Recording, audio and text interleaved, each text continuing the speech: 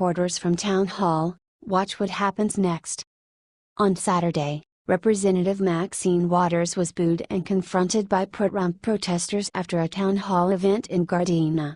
According to the American Mirror, Waters tried to rig a friendly forum by only allowing her friends to attend. Though Trump supporters received tickets to the event, they were treated as second-class citizens and given yellow wristbands. Video footage from outside the venue shows about 50 Trump supporters waving American flags and pro-Trump banners, chanting "Let us in." Police blocked the doors and prevented them from entering.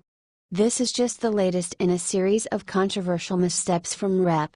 Waters in the course of the last year. She has previously made headlines for calling for Trump's impeachment, and subsequently denying it.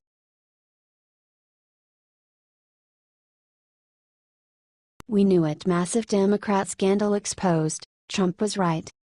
President Trump has been pushing for an investigation into last year's election, but Democrats are doing everything in their power to block his efforts. Their resistance begs the question, what do Democrats have to hide?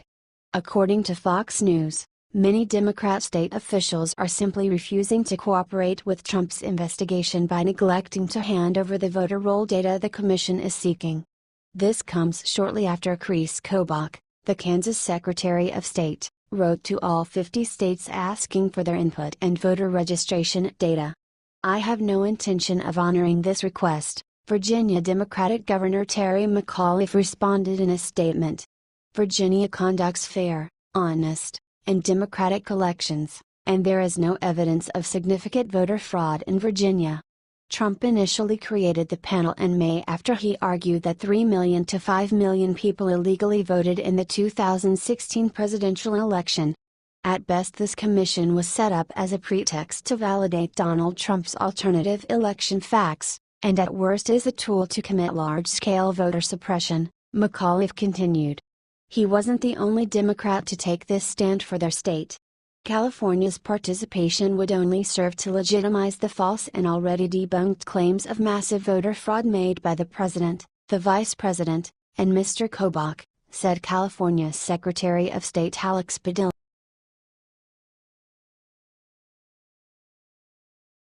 Breaking: Chelsea Clinton and her unemployed husband caught doing the unthinkable. Chelsea Clinton jetted off to the Hamptons this weekend for a vacation with her husband, Mark Mrzwinski, who is currently unemployed. The couple was spotted having dinner in a Magazine on Friday night. The former first daughter was clearly taking a break from promoting her children's book, she persisted.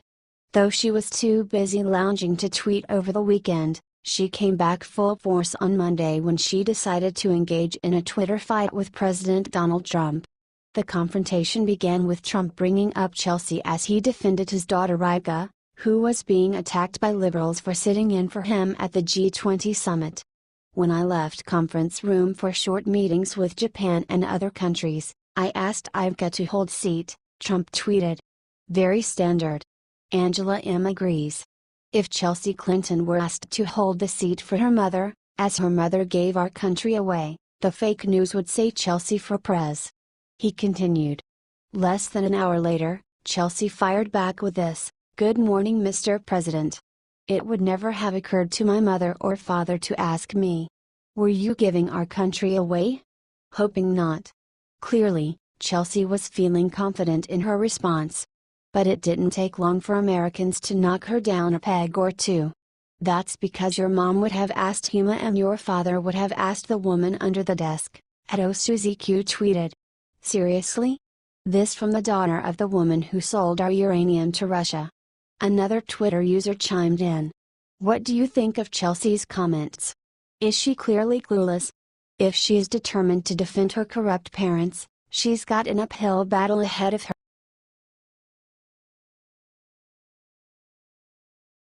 Trump follows through with his promise in a huge way. You'll be satisfied to see who he just fired. Before he took office, Donald Trump promised to clean up the Department of Veteran Affairs, labeling it the most incompetently run agency in the United States. Now, just months into his presidency, he's already following through with his promise in a major way. Since Trump has been president, 548 VA employees have been fired, 200 have been suspended, and dozens more have been demoted. Those receiving disciplinary actions include senior leaders, nurses, police officers, and physicians. This is just the beginning of VA Secretary David Shulkin's commitment to greater transparency. Shulkin was appointed by Barack Obama but had become increasingly frustrated with the American Federation of Government Employees Union and other groups by the end of his presidency. They seem to be more concerned with incompetent employees getting a paycheck than hurting veterans. Just last week we were forced to take back an employee after they were convicted no more than 3 times for DWI and had served a 60-day jail sentence, Shulkin said of operations. Our accountability processes are clearly broken. Trump is clearly a man of his word and it's refreshing to see him addressing these important issues. Do you agree?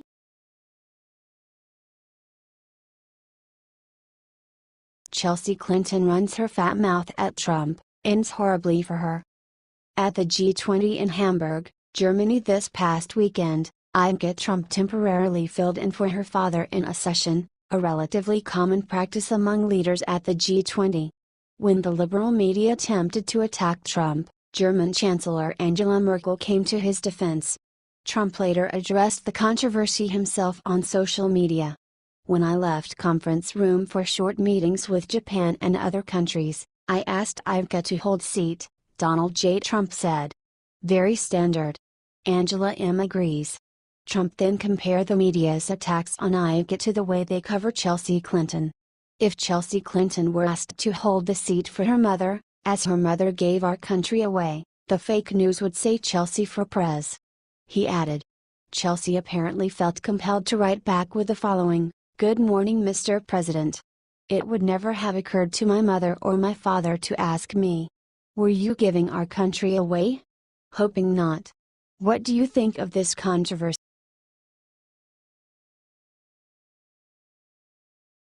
Obama caught breaking federal law.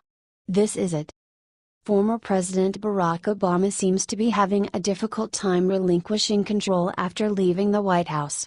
Recently, while he was in Indonesia, he decided to undermine President Trump. Now, Trump has just informed the former president that his actions are more than tasteless.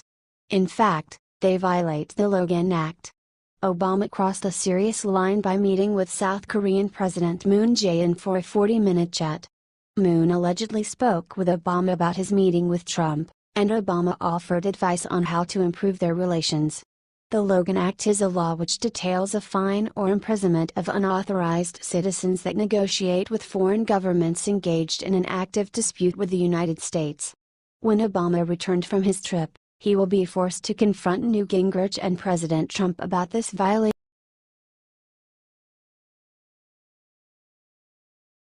Pope Francis slams President Trump with disgusting insult following his G20 speech. As the Polish experience reminds us, the defense of the West ultimately rests not only on means but also on the will of its people to prevail, President Donald Trump said during his G20 speech. The fundamental question of our time is whether the West has the will to survive. After his appearance, Pope Francis spoke out against the commander-in-chief. Last Thursday, I got a call from Pope Francis, La Repubblica reporter Eugenia Scalfari claims. It was about noon, and I was at the newspaper when my phone rang. Pope Francis told me to be very concerned about the meeting of the G20, Scalfari added. I am afraid there are very dangerous alliances between powers who have a distorted view of the world, America and Russia, China and North Korea, Russia and Assad and the war in Syria. The danger concerns immigration. Our main and unfortunately growing problem in the world today is that of the poor, the weak, the excluded, which includes migrants.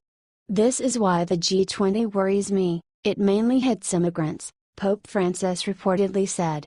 I also thought many times to this problem and came to the conclusion that, not only but also, for this reason, Europe must take as soon as possible a federal structure, he allegedly continued. What do you think of Pope Francis' comment?